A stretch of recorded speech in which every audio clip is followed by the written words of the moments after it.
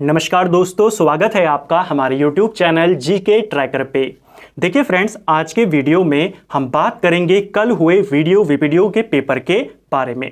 पूरे पेपर का यहाँ पर एनालिसिस करेंगे और साथ में आगे की रणनीति के बारे में भी यहाँ पर बात करेंगे, क्योंकि लगभग हर पेपर के बाद एक सवाल सबके मन में आता है कि आगे की क्या रणनीति हो। पेपर को देखने के बाद क्या चेंजेस हम अपनी तैयारी में करें जिससे हम नए पैटर्न को आसानी से फॉलो कर सकें। उन सबको यहाँ पर आज की वीडियो में डिस्कस करेंगे। तो चलिए दोस्तों, आज की वीडियो को शुरू करते हैं। सबसे पहले बात करते हैं पेपर के बारे में। तो देखिए, पेपर आपका कोई ऐसा नहीं था कि आपने पढ़ा नहीं था। पेपर का लेवल और प्रश्न पूछने का तरीका काफी अच्छा था, जो आपकी रटने की स्किल नहीं, समझने की स्किल को यहां पर टेस्ट कर रहा था।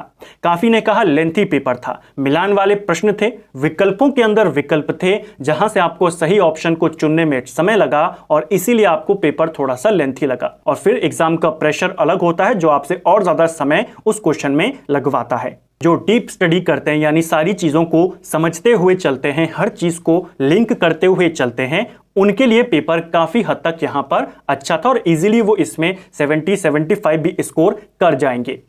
जो चीज़ों को रटते नहीं हैं, समझते हैं। मैक्सिमम प्रश्न इस पेपर में ऐसे थे जो आप में जिसमें आपको लॉजिक लगाना था, उनको एलिमिनेट करना था ताकि आप सही आंसर तक पहुंच पाएं।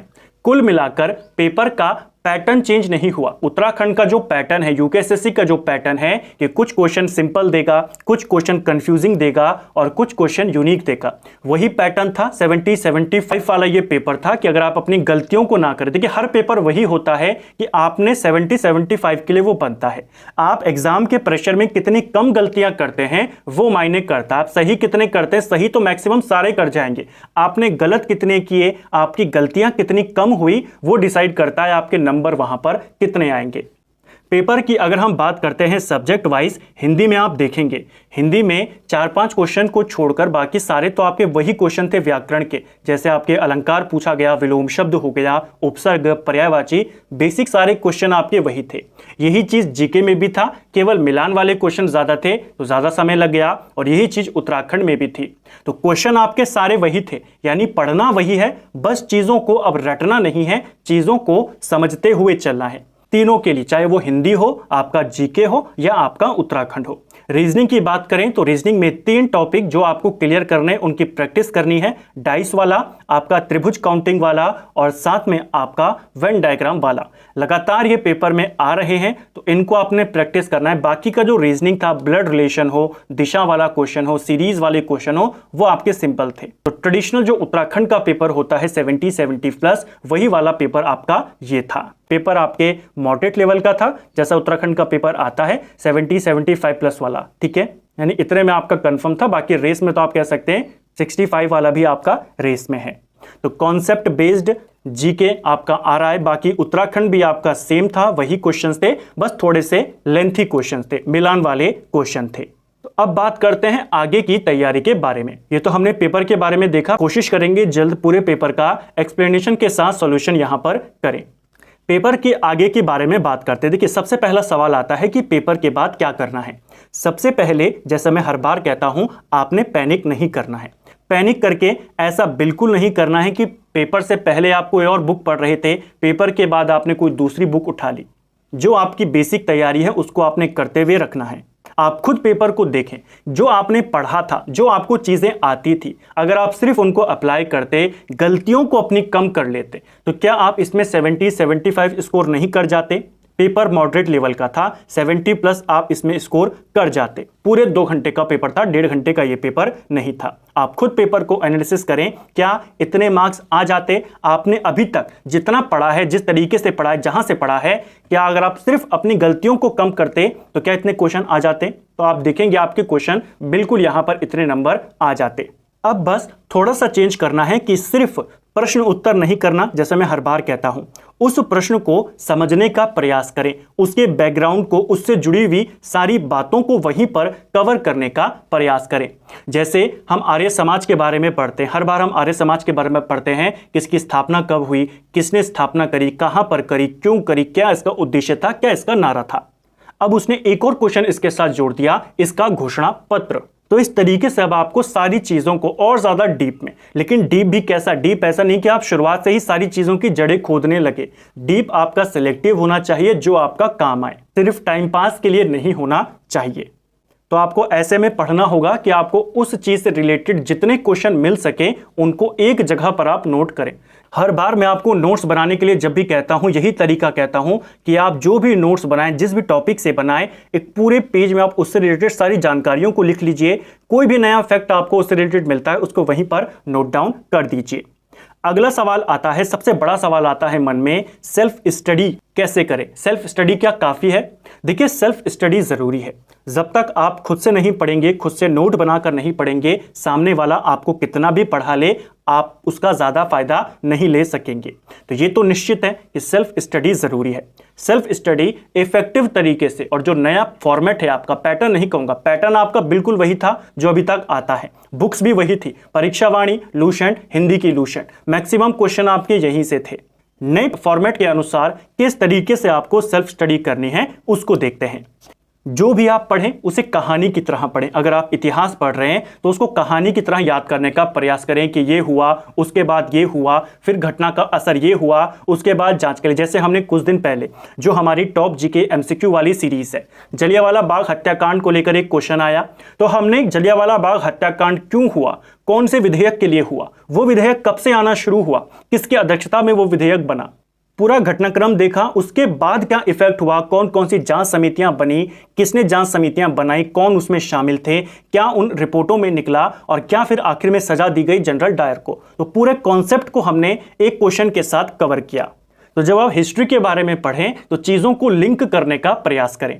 बहुत अच्छा तरीका होता है, ताकि आप एक साथ जब भी आपके मन में कोई भी क्वेश्चन आएगा तो आप सारी कहानी को अपने माइंड में रिवाइज कर जाएंगे। तो इस तरह आपको हिस्ट्री करनी है। भूगोल की बात करें, भूगोल पढ़ रहे हैं तो भूगोल खुद को समझाते हुए चले। कोई भी चीज़ आपने भूगोल में पढ़ी तो मैप बना लीजिए, मैप के माध्यम से भूगोल बहुत अच्छे तरीके से समझ में आती है। आपकी ड्राइंग खराब है, आपको नक्शे नहीं आते, सिंपल बना लीजिए, बताइए ये आपका पूरा भारत है, इस तरीके से बना लीजिए। यहाँ पर आपका सबसे उत्तरम बिंदु, दक्षिणतम बिंदु, पूर्वी बिंदु, पश्चिमी बिंदु, इस तरीके से मैप बनाते हुए चल लीजिए, आपको याद हो जाएगा। समुद्र बना लीजिए, समुद्र में एक तरीके से अपने ही कुछ नोट्स बना लीजिए, जो इस तरफ से यहाँ पे सारी आपकी गर्म जो पवनें हैं उनको लिख लीजिए, इस तरफ से आपकी ठंडी पवनों को लिख लीजिए। मैप के माध्यम से भूगोल को करने का प्रयास करें, सेल्फ स्टडी में आपको ज्यादा फायदा होगा।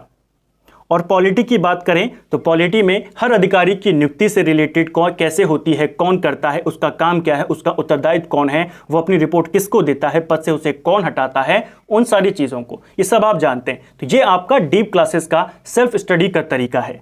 तो इस तरीके से आपने अपने जीएस को तैयार करना है। उत्तराखंड आपका जैसा चल रहा है, उत्तराखंड में आपको ज़्यादा चेंजेस नहीं करने हैं, क्योंकि उत्तराखंड आपकी उतनी हाई लेवल की नहीं थी। उत्तराखंड आपका बेसिक ही आ रहा है। अगर आप उत्तराखंड को सिर्फ परीक्षावाणी करके भी जाते हैं तो 40 में से आप 30 से 32 क्वेश्चन आराम से ले आएंगे। और जितनी आपकी तैयारी हो चुकी है तो उत्तराखंड आपका तैयार है। आपको ज़्यादा फोकस जीएस पर करना है, क्योंकि जीएस के ही क्वेश्चन आपको घुमाते हैं। तो ये कुछ टिप्स थे जो आप सेल्फ स्टडी के दौरान फॉलो कर सकते हैं। बाकी इनकी इस तरह की क्लासेस तो हम कवर करते रहते हैं। जैसे इतिहास की कोई भी घटना होती है तो हम उसे पूरा वहीं पर देख लेते हैं। हमने मध्यकालीन इतिहास की डीप क्लासेस शुरू करी थी। अधिकांश मध्यकालीन भारत हम कवर कर चुके हैं, उनको आप इसमें जाके देख सकते हैं हमने किस तरीके से चीज़ों को लिंक करते हुए पढ़ा है। ज्योग्राफी की भी हमने डीप क्लासेस शुरू करी थी, उनको आप यहाँ पे देख सकते हैं हमने किस तरीके से मैप के माध्यम से आपको समझाने का प्रयास किया है, सारी चीज़ों को समझने का।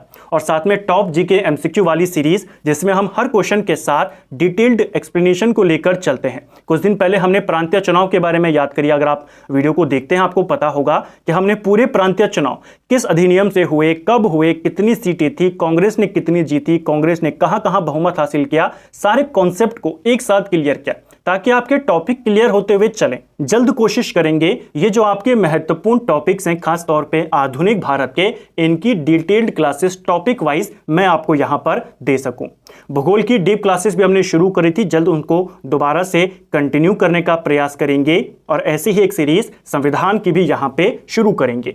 हमारा लक्ष्य पहले की तरह एकदम साफ और स्पष्ट है। हम आपको बेहतर से बेहतर कंटेंट कम समय में देने का प्रयास करते हैं। आप जो भी हमारी वीडियो देखेंगे हम कोशिश करते हैं कि 30 मिनट की अगर वीडियो है तो उसमें मैं आपको 2 घंटे का क्वालिटी कंटेंट सारी चीज़ों को लिंक करके बताने का वहां पर प्रयास करता हूं। लिंक करके चीज़ों को समझते हुए चलेंगे तो आपको याद होगा। रटने का प्रयास करेंगे तो फिर आपको एग्जाम में जाके समय लग जाएगा, क्योंकि आपके कॉन्सेप्ट क्लियर नहीं है, चीज़ें आपकी जुड़ी हुई नहीं है।